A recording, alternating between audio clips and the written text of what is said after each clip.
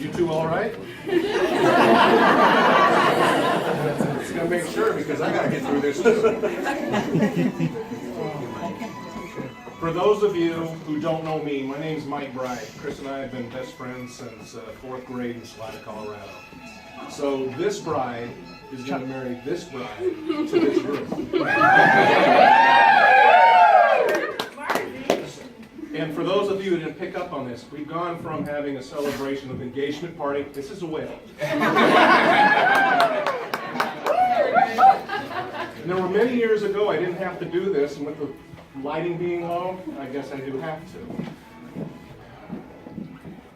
One thing that I learned over the years, typically before you're married, you meet with the pastor or the minister, and I'm ordained, by the way, for tonight, Anthem County, Minnesota.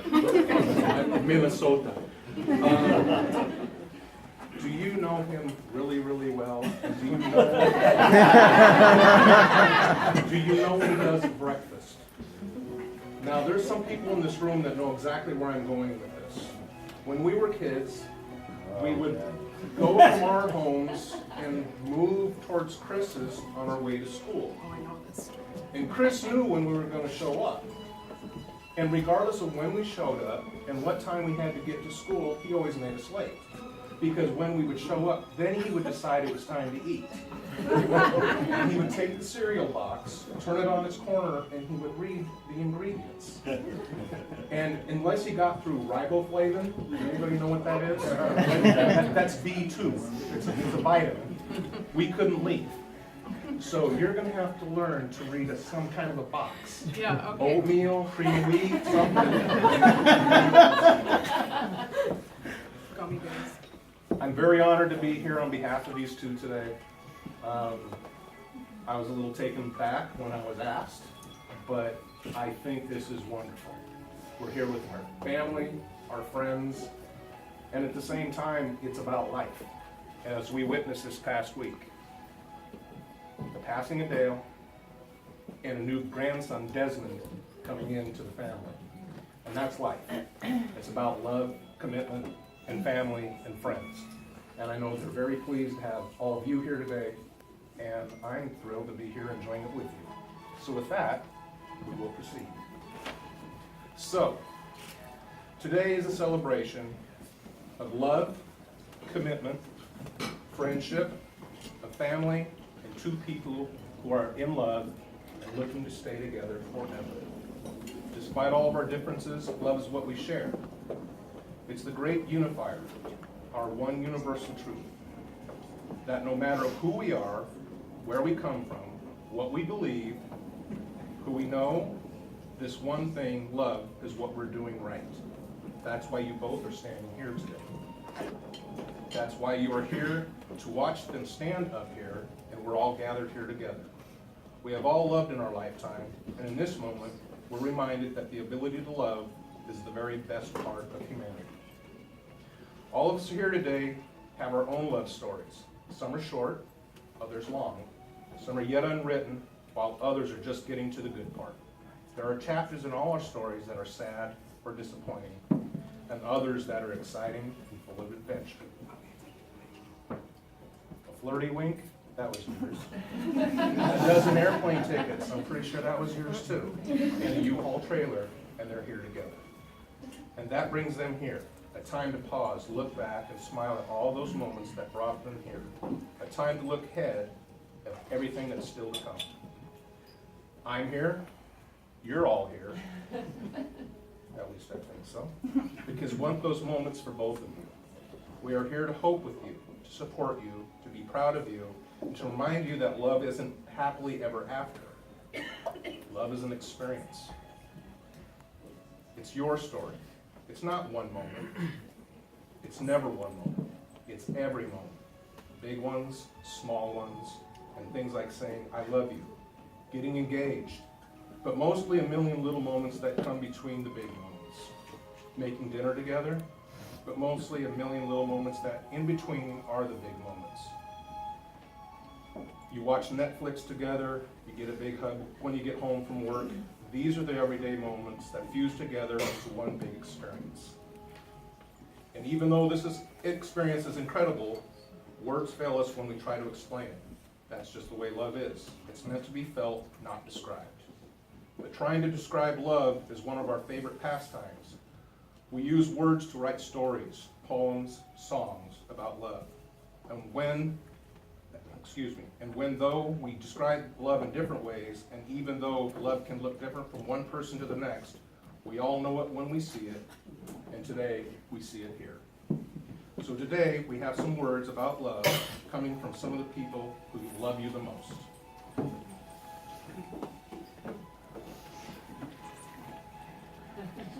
Love. What a small word we use for an idea so immense and powerful. It's altered the flow of history, calmed monsters, kindled works of art, cheered the forlorn, turned tough guys into mush, consoled the enslaved, driven strong women mad, glorified the humble, fueled national scandals, bankrupted robber barons, and made mincemeat out of kings. How can love's spaciousness be conveyed in the narrow confines of one syllable? Love is an ancient delirium, a desire older than civilization, with taproots stretching into the deep, dark, and mysterious days. The heart is a living museum. In each of its galleries, no matter how dim or narrow or dimly lit, preserved forever like wondrous diatoms, are our moments of loving and being loved.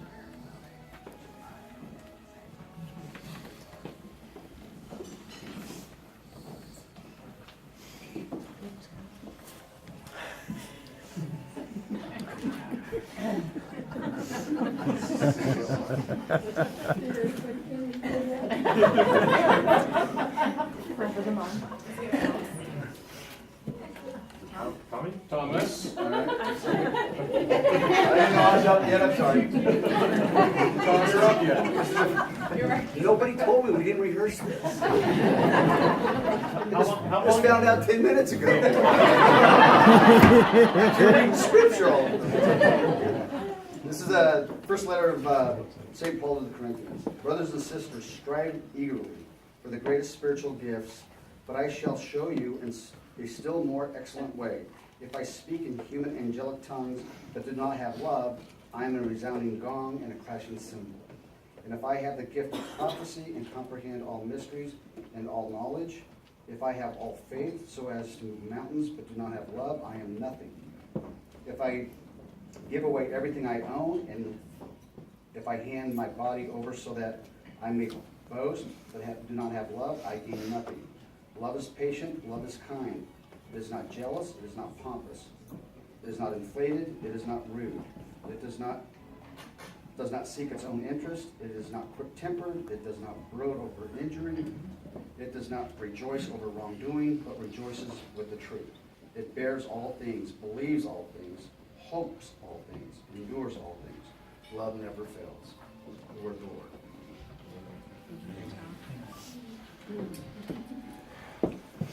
Okay, kids, you ready? You fell in love by chance, but you're here today because you're making a choice. You are both choosing each other. You've chosen to be with someone who enhances you, who makes you think, makes you smile, and makes every day brighter. You're about to make a promise to each other that you intend to keep. You're going to vow to take care of each other, to stand up for one another, and find happiness in the other. There's a simple premise to each of these promises. You're vowing to be there for one another. You're teaming up and saying to the other, every experience I'm going to have from this day forward, I want you to be a part of. Will you, Christopher, keep Vicki as your favorite person, to laugh with her, go on an adventure with her, support her through tough moments in life, be proud of her, grow old with her, and find new reasons to love her every day? I will. Will you, Vicki, keep Christopher as your favorite person, to laugh with him, go on adventures with him, support him through life's tough moments, the cereal, be proud of him, grow old with him, and find new reasons to love him every day?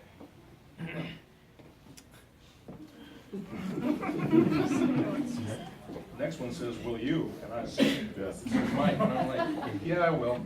Christopher and Vicki, be each other's partners from this day forward. Will you bring out the best in one another, share your happiest moments together, and love each other absolutely for the rest of this lifetime and for whatever may come? You will. It's time to exchange the rings.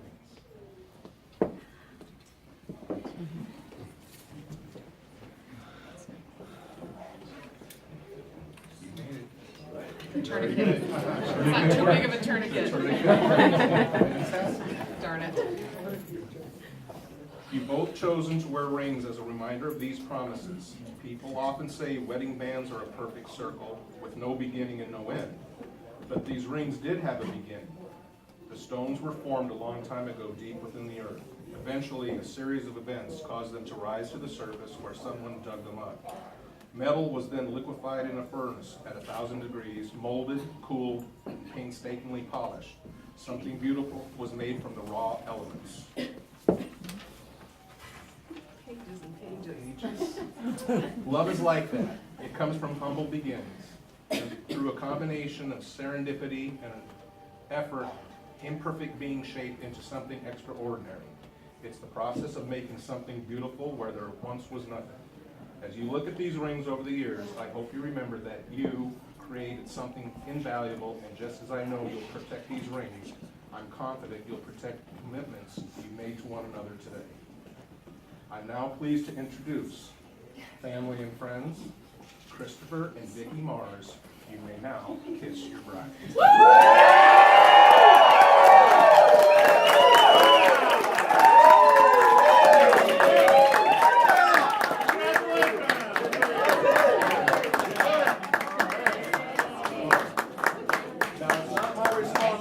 But if you guys already drank everything you have, you gotta pretend because there's a toast coming.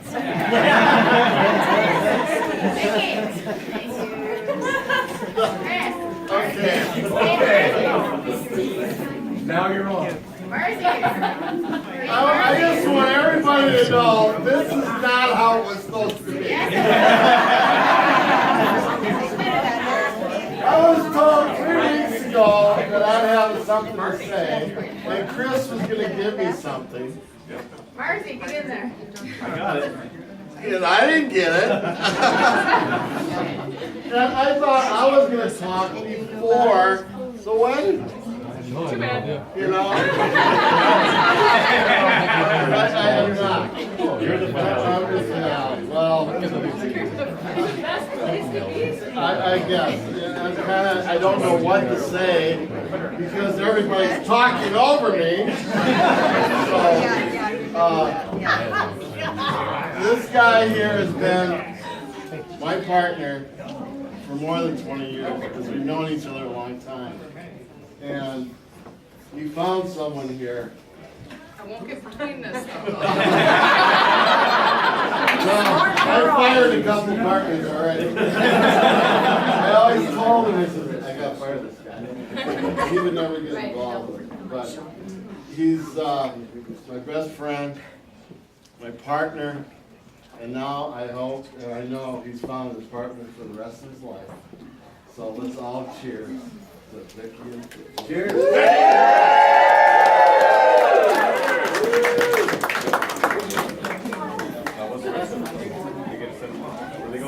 Where are we going? We're going out to party.